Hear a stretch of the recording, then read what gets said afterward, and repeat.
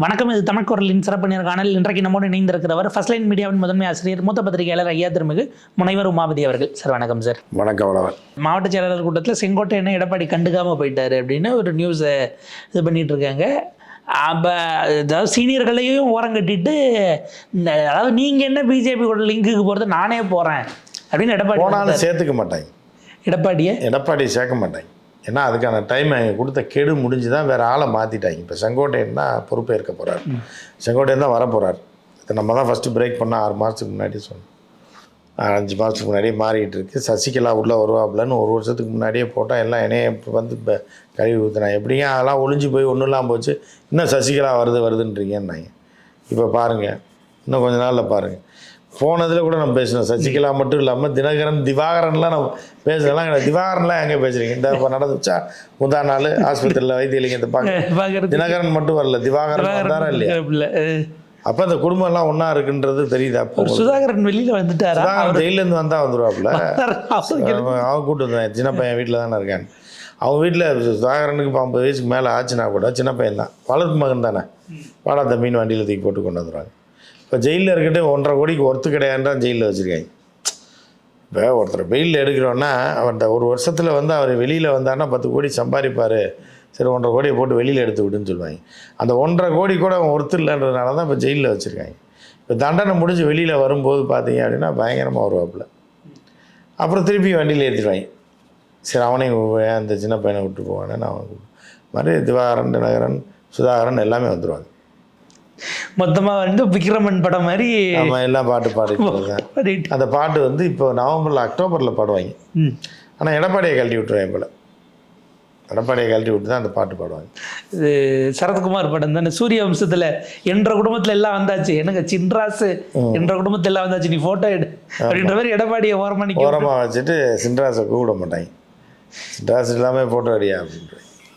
இல்லைன்னா என்ன பண்ணுறாங்க, சின்ராசு அடியில் படுத்துருப்பார். நீங்கள் இந்த காளியெல்லாம் பார்த்தீங்கன்னா, கல்கத்தா காளியெல்லாம் பார்த்தீங்கன்னா காளி இப்படி நிற்கும். எல்லாம் அதை பார்த்து தான் கூடுவாங்க. கீழே அப்படியே கேமரா டவுன் பண்ணால் இப்போ அடியில் ஒருத்தன் படுத்துருப்பான் காலுக்கு அடி. அந்த மாதிரி தான் எடப்பாடி விட்டுருவாங்க. அந்த எல்லா குடும்பமும் ஒன்று சேரும்போது எடப்பாடி அடியில் படுத்துருப்பாப்புல, கீழே போட்டு மிதிச்சிருப்பாங்க. மேலே ஏறி எடப்பாடி மேலே ஏறி நின்று தான் அந்த காளியை ரூபம் எடுக்கும். அது எந்த காளின்னு உங்களுக்கு எல்லாருமே தெரியும். பூசாரி ரெடி பண்ணிட்டாங்க, வேறு பூசாரி போட போகிறாங்க. அதனால் அது வேறு ரூபத்தில் இருக்கும். இது எல்லாம்னா இதுக்கு நடுவில் அண்ணாமலை அவர் ஒரு பக்கம் ஒரு ரூட்டை ஓட்டுறாருன்னு தெரியல. ஒரு கல்யாணத்தில் சீமானை பார்த்துட்டு கார்க்கே ஓடி போய், அண்ணா தொடர்ந்து ஃபைட் பண்ணணும்னா, நீங்கள் ஸ்ட்ராங்காக இருக்கணும்னா, சண்டை செய்யணுன்னாலாம். ஆமாம், ஒரே ஓனர் தானேங்க.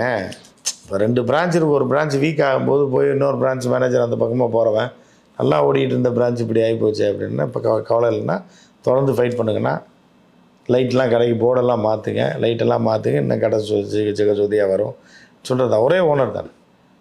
இப்போ ரிலையன்ஸ் கம்பெனி ஓனர் யார்? அம்பானி.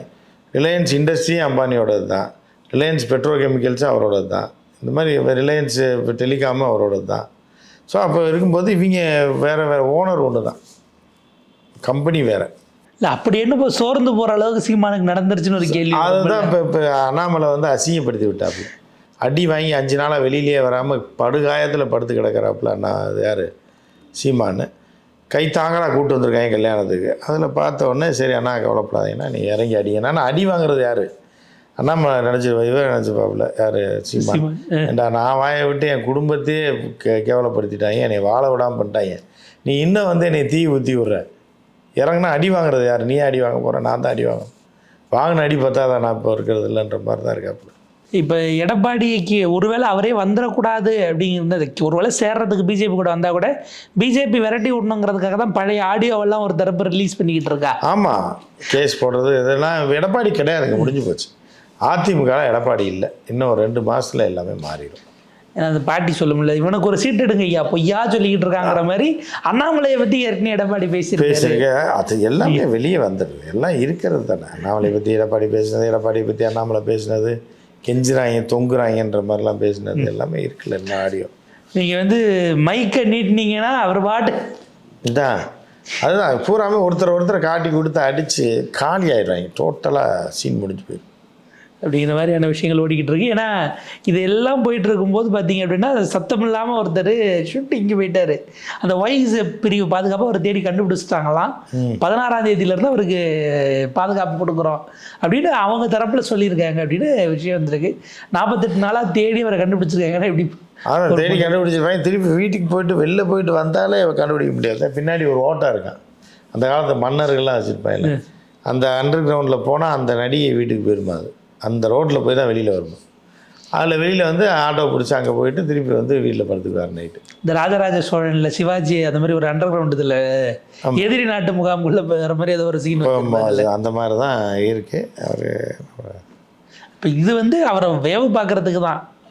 ஆமாம், எங்கே போகிறாரு எந்த நேரத்தில் என்ன பண்ணுறாருன்னு பார்க்குறதுக்காக தான் மத்திய போலீஸ் பாதுகாப்பு போடுறது. தேவைப்பட்டால் அப்படியே தூக்கிடலாம்ல, தப்பி ஓட முடியாமல் அப்படியே தூக்கி கொண்டு வந்து ஜெயிலில் போட்டுடலாம். இல்லைன்னா அப்படியே விட்டுடலாம் கொஞ்சம் காலத்துக்குன்ற மாதிரி தான். டிடிவி டெல்லிக்கு கூட்டு போன மாதிரி தான், சொந்த போலீஸ் போட்டு கூப்பிட்டு போன மாதிரி கதையில் தான். இப்போ திடீர்னு அங்கே பாதுகாப்பு இருக்கிறேன்னு சொல்லுவாங்க. மத்தியானம் டிக்கெட் போட்டிருக்கு டெல்லி வரீங்கன்னு. நான் எதுக்கு வரணும், நீங்கள் வரீங்க நாங்கள் அப்படியே கூட கூப்பிட்டு வரோம் அப்படின்னு சொல்லி கொடுத்துட்டு. இல்லை அவர் தனி விமானம் தானே ப்ரிஃபர் பண்ணுவார். இவங்க எல்லாரும் எப்படியா இருந்தாலும் போலீஸ் தனி விமானத்தில் ஏறலாம்ல, ஏறி போயிடுவாங்க. அங்கங்கே போய் அதாவது இங்கே ஃப்ளைட்டு கிளம்பிடுச்சுன்னா சொல்லிடுவாங்க, இறங்குற இடத்துல போலீஸ் வந்துடும். அதெல்லாம் பக்கவாக இருக்கும். இல்லைன்னா ஃப்ளைட்டு டிரைவரை கூட அவங்க ஆள் ஆர்ம்டு ஃபோர்ஸ்லேருந்து கூட நாங்கள் போட்டுக்கிறோம். அது அந்த அளவுக்கு ஒர்த்து கிடையாது. இருந்தாலும் கூட போவாங்க இந்த மாதிரி. தேர்தல் அதுக்கான விஷயங்கள் அப்படின்னா அதை நோக்கி நகருது. பட் இவங்க எல்லாரும் பிரசாத் கிஷோர் அப்படி இப்படின்லாம் பேசிக்கிட்டு இருந்தாங்க. அவரை போய் பேட்டி எடுக்கும்போது அவர் சொல்கிறாரு, நான் பேப்பர் படிக்கிறது இல்லை, நியூஸ் எல்லாம் பார்க்குறது இல்லை, தமிழ்நாட்டில் என்ன நடக்குது அப்படிங்கிற ஃபாலோ அப்லாம் என்கிட்ட இல்லைன்னு அவர் பேட்டியில். ஆமாம், உண்மையே சொல்லிடுவேன். அவன் உண்மை அதுதானுங்க. வேணா தமிழ் பேப்பர் வாங்கி படிச்சுட்டு இருக்கேன், அவனுக்கு தமிழே தெரியாது. ஏன்னா இவங்க சும்மா பில்டப் கொடுக்குறதுக்கு போய் பேட்டி எடுக்கிறாங்க, வித்தியாசமாக எதாவது பண்ணுவோன்னு சொல்லி. காதில் சாப்பிடுவாங்க என்ன, இந்த மாதிரி பல இது ட்ரை பண்ணுவாங்க வித்தியாசமாக. இல்லை தமிழ்நாடு ஃபாலோ அப்பே பண்ணலை, எத்தனை தொகுதி இருக்குன்னே தெரியாது. ஆனால் விஜய்க்கு 15% ஓட்டு வரும்னு அவன் சொல்கிறான். இவங்களும் பேட்டி எடுத்து அதிமுக பிஜேபி ஒன்று சேரும். சும்மா பொழுதுபோக்கு பண்ணுறது தானே. அதிமுக பிஜேபி ஒன்று சேர்ந்து விஜய் ஆனாலும் விஜய் ஜெயிப்பார், திமுக வீட்டுக்கு போகும். இதெல்லாம் பேசி அவங்களாம் பேசுது, இவங்களாம் வடை சுட்டு பேசுகிறது தாங்க. அதெல்லாம் ஒன்றும் அவன் தான் இது தரப்பையன்னு ஏற்கனவே நம்ம எத்தனை தடவை பேசிட்டு தானே இருக்கணும் அதை பற்றி. இப்போ ஒரு கடைசி முயற்சியாக எல்லாரும் சேர்ந்து எதிர்கட்சிகளை ஒருங்கிணைக்கிற ஒரு இது நடக்குமா? எதிர்கட்சிகள் எங்கே இருக்குது? அண்ணன் ஜான் பாண்டியன், அந்த தேவநாதன் உள்ளே போயிட்டான் கொள்ளையடிச்சிட்டு. இதில் ஃபைனான்ஸ் கம்பெனியில் மயிலாப்பூரில் அடிச்சுட்டு போயிட்டான். மீதி இன்னும் 2 கட்சி தான் இருக்குது. அந்த கட்சி அது ஜிகே வாசன், அவர் டிரைவரு, ஒரு பிஏ, 3 பேர் சேர்ந்த ஒரு கட்சி இருக்குது. பிரேமலதா தம்பி, பிரேமலதா பையன், அது ஒரு கூட்டணி கட்சி இருக்குது. இதெல்லாம் வச்சு இவங்க எங்கே போய் என்னத்தை பண்ண போகிறாங்க? ஏசி சண்முகம்னாலும் ஒரு 10 பேர் வச்சு அவர் வாழ்நாள் சாதனையாளர் விருது கொடுத்துருக்காங்க அவங்க காலேஜில். அவங்க பிரேமலதா அவர்களுக்கு. ஆமாம், அவங்களுக்குள்ளே கொடுத்துக்கிற வேண்டியதான், பாராட்டிக்கிற வேண்டியதான். வேறு யார் பாராட்டுவா? கூட்டணியில் இருக்கவங்க இவங்களாம் வாழ்நாள் சாதனை இவங்கள சொல்ல வேண்டியது. மார்க் ஃபேமிலி மாதிரி தான் அவங்க. அவர் வேற என்னை அசிங்கமாக பேசுவான், நான் அவன் குடும்பத்தை கேவலமாக பேசுவேன் அப்படின்ற மாதிரி தான் ஆக்சுவலி பாராட்டிக்குவாங்க. அது பண்ணிக்குவாங்க. ஏன்னா இவங்க அதிமுக கூட்டணியில் இருக்காரு, அவரு பாஜக கூட்டணியில் இருக்காரு. சேர போகிறதுனால ஒன்றா கொடுத்துருப்பாங்க. முதல்ல வந்துருங்க, நான் பார்த்துக்கிறேன், உங்களுக்கு ஒரு விருதை கொடுத்துருவோம். வாழ்நாளில் என்ன சாதனை பண்ணுச்சு? அது சாம்பார் கூட வைக்க தெரியாது. ஆடு பகை குட்டி வரவுன்ற மாதிரி முதல்ல நீங்கள் 2 பேரும் சில்லற பார்ட்டிகள்லாம் ஒன்றா சேர்ந்துங்க ஆளுக்கு. அதுக்கப்புறம் மொத்தமாக உங்களுக்கு எதாவது பண்ணுவோம்னு சொல்லியிருப்பாங்க. எடப்பாடி நம்பி போன பாய்கள் தான் இப்போ என்ன வாங்குங்கிறது ரொம்ப கூட்டம் போட்டாங்க. ஆமாம், குள்ளா போட்டு எல்லாம் போட்டாங்க. அதான் நம்ம அப்பயே சொல்லியிருப்போங்க. ஒரு நாள் நீங்கள் வந்து இதுக்காக வருத்தப்படுவீங்க, வருத்தப்பட்டு கழுவி ஊற்றிட்டு எங்கே போகிறதுன்னு போக்கிடம் தெரியாமல் கடைசியில் திமுக நோக்கி தான் போகணும். நீங்கள் நம்ம அப்பயே 3 போட்டப்போ சொன்னோம்ல. ஏன்னா விஜய்க்கு அந்த இதில் கூப்பிட்டு இஃப்தாருக்கு கூப்பிட்ட பாய் மேலே கம்ப்ளைண்ட் கொடுத்துருக்காங்க. வேற ஒரு பாய். ஆமாம், இப்போ அடுத்து விஜய் மேலே கம்ப்ளைண்ட் கொடுத்துருக்காங்க, கேவலப்படுத்திட்டேன்னு. அதை சரி பண்ணுவாங்க. எல்லாம் எலெக்ஷன் நெருங்க தான் எல்லாம் நடக்கும். ஒரு பக்கம் அண்ணாமலை போன்றவர்கள் முதலமைச்சரெல்லாம் அவருக்கு வந்து ஹாலுசினேஷன் இருக்குது, அவராக கற்பனை கண்டதையும் பண்ணிக்கிறாரு, பிறந்ததுலேருந்தே பொய் சொல்கிறவர்னு அண்ணாமலை ஒரு குற்றச்சாட்டை வைக்கிறார். இல்லை, அதாவது அப்புறம் அவங்களாம் பேசாமல் எப்படி இருப்பாங்க? நீங்கள் வந்து அவங்கள போய் அண்ணாமலை கூட்டம் நடத்துங்க. அதான் ஒரு சேனல் நம்ம தம்பி ஒருத்தர் போட்டு அடுத்த இதுக்கெல்லாம் வந்து அண்ணாமலையெல்லாம் கூப்பிடுவாங்க. முதல்ல பிறந்த நாளைக்கு அண்ணாமலை, அர்ஜுன் சம்பத் எல்லாம் கூப்பிட்டுருக்கலாம். நீங்கள் ஏன் கூப்பிடலன்ற ஹெச் ராஜா, ஆமாம், மாற்றாந்தோட்டது மல்லிகை இது என்ன காமெடி மாசு பண்ணி வச்சுருக்காருன்றது தெரிஞ்சு தான் பண்ணாரா இல்லை தெரியாமல் எவனாவது பண்ணி விட்டு போயிட்டாங்களான்னு தெரியல. இப்படி பண்ணி இப்போ ரொம்ப அவமானப்படுத்தி வச்சுட்டு போயிட்டார். இவன் கூப்பிட்டுருக்க வேண்டியதானே, அர்ஜுன் சம்பத்தை கூப்பிட்டுருக்கலாம். நீங்கள் சொன்ன மாதிரி சேகர்பாபு இருந்தால் உடனே கூப்பிட்டுருப்பாரு. அவர் அநேகமாக அடுத்து இதை பார்த்து யாராவது மாற்றம் தோட்டத்துக்கு நம்ம ஒரு கூட்டம் நடத்துவோம் நார்த் மெட்ராஸ்ன்னு சொல்லி கூட சேகர்பாபு அர்ஜுன் சம்பத்தை கூப்பிடுங்க, ரஜராஜா கூப்பிடுங்க. ஏன்னா முருகன் மாநாட்டுக்கு கூப்பிட்டாங்க இல்லை, அரசு நிகழ்ச்சிக்கே அவரை கூப்பிடும்போது இதுக்கெல்லாம் கூப்பிடலாம். கட்சி நிகழ்ச்சி வரக்கூடாது. அவர் ரொம்ப பாசம் உள்ளவருங்க. அண்ணன் சேகர்பாபு பார்த்தீங்க அப்படின்னா அவர் வந்து பயங்கரமான அரசியல். அவரோட அரசியல்லாம் வந்து எதிரிகளே வந்து மடக்கிடும். அந்த மாதிரியான அரசியல். மிகப்பெரிய தலைவர்கள்லாம் அவர் பாசம் செலுத்தி கூப்பிடுவார். முருக பக்தர்களை கூப்பிட மாட்டார். ஆனால் வந்து அரசியலில் இவர்கள்லாம் என்ன கருத்தில் ஆர்எஸ்எஸ் நம்ம கூப்பிடுங்க, ஆர்எஸ்எஸ் கூட்டம் நடத்துங்க, நல்லா பேசுவாங்க முருகனை பற்றி நடத்தலான்ற மாதிரி கட்சியை அழிச்சு விட்டு போயிடுவாங்க போல். இருக்கிற தொண்டர்களில் இருக்கிறவனையும் துரத்தி விட்டு அவன் பார்ப்பான்ல. எதுக்கு நேரடியாக பாண்டே வந்து நம்ம கூட்டத்தில் பேசி கேட்குறதுக்கு டைரெக்டாக பாண்டே வீடியோ பார்த்துட்டு அவரை ஃபாலோ பண்ணிட்டு போயிடலாம்ல. இவர் கூப்பிட்டு என்னத்தை பண்ணுறது அப்படின்னு ஒரு இது வரும்ல. ஸோ எல்லாம் கொதிச்சு போயிருக்காங்க. இது எதில் போய் முடிய போகுதுன்னு தெரியல. இல்லை, பாண்டேவை இப்போ வந்து இன குல துரோகிங்கிறாங்களாம் அப்படின்னு அவரே வேற சொல்கிறாரு. திமுக கூட்டத்துக்கு போகிற நீ குல துரோகி அப்படின்னு நீ திட்டுறாங்க, அவெல்லாம் திட்டுறாங்க. அதுதான் அவன் வந்து ரெண்டு பக்கம் பெயிண்ட் அடிச்சுட்டு போயிடுவான்.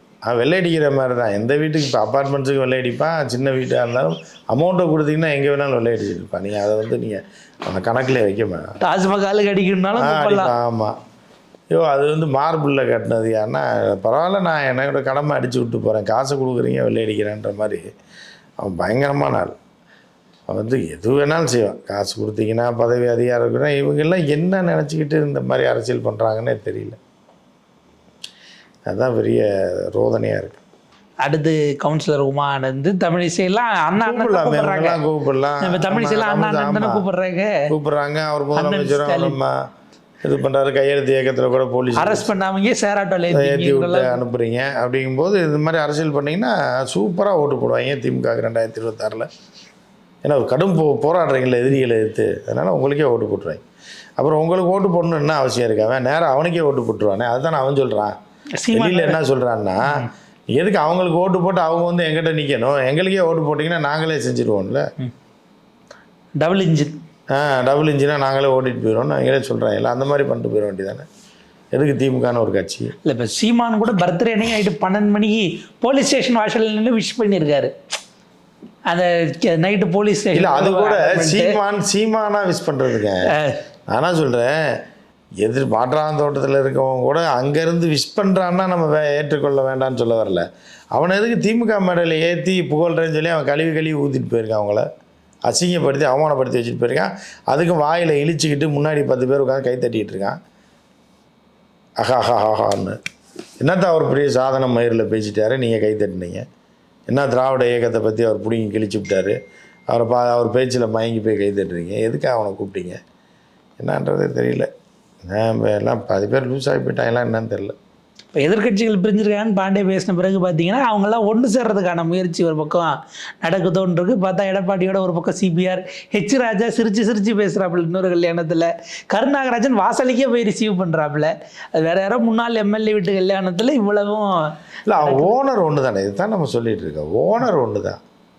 இதுதான் இப்போ 4 ஒரு மாமியார் ஒன்று தான். 4 மகனுக்கு 4 இடத்துல பொண்ணு எடுத்துருக்காங்க. இது ஒரு குடும்பம். அதனால் மாமியார் எல்லாத்துக்கும் ஒன்று தானே. இவங்க பூராத்துக்கும் மாமியார் குஜராத் மாமியார் தானே. பொண்ணு எடுத்த ஒரு இடத்துல 3ஆவது மகளை இவர் கட்டியிருக்காரு, 2ஆவது மகளை அவங்க கட்டியிருக்காங்க, கடைசி பொண்ணு அவங்க கட்டியிருக்கான்றக்காக தான் இவங்க கணக்கு. அதனால் அவர்களெல்லாம் ஒன்று தான். குடும்ப ஃபங்க்ஷன் போது எல்லாம் ஒன்று சேர்ந்து சந்தோஷமாக வரவேற்கிறது தான். வீட்டில் பெரிய தாத்தா பாட்டியை வரவேற்கிற மாதிரி இருப்பாங்க. எடப்பாடி வந்தாலும் வரவேற்பாங்க, எல்லோரும் வரவேற்பாங்க. அது சகஜமாக இருக்கக்கூடியது தான். அது குரூப் ஃபோட்டோக்கு எல்லாம் ஒன்று கூடிடுவாங்க. சரத்குமார் வந்தாலும் வரவேற்பாங்க. அவர் கட்சியை வித்தாருன்னா கூட அவரும் நம்ம குடும்பத்தில் வந்து சேர்ந்துட்டார்ல அப்படின்ற மாதிரி தான் சேர்ப்பாங்க. ஆமாம் சார், எல்லாம் 6 மாதம்னு கணக்கு சொல்லிக்கிட்டு இருக்காங்க. அந்த 6 மாதத்துக்கு பிறகு என்ன நடக்குது அப்படிங்கிறத நம்ம 6 மாதம் கழித்து பார்க்கலாம். பட் அதுக்கான முன்னோட்டங்கள் அப்படிங்கிறது கொடுத்துருக்காங்க. அடுத்து ஓபிஎஸ் எல்லாம் வெளியில் வந்து ஏதாவது கருத்து சொல்கிறாரா என்னங்கிறது பார்ப்போம். உங்கள் நேரத்துக்கு கருத்துக்களுக்கு மிக நன்றி. நன்றி, வணக்கம்.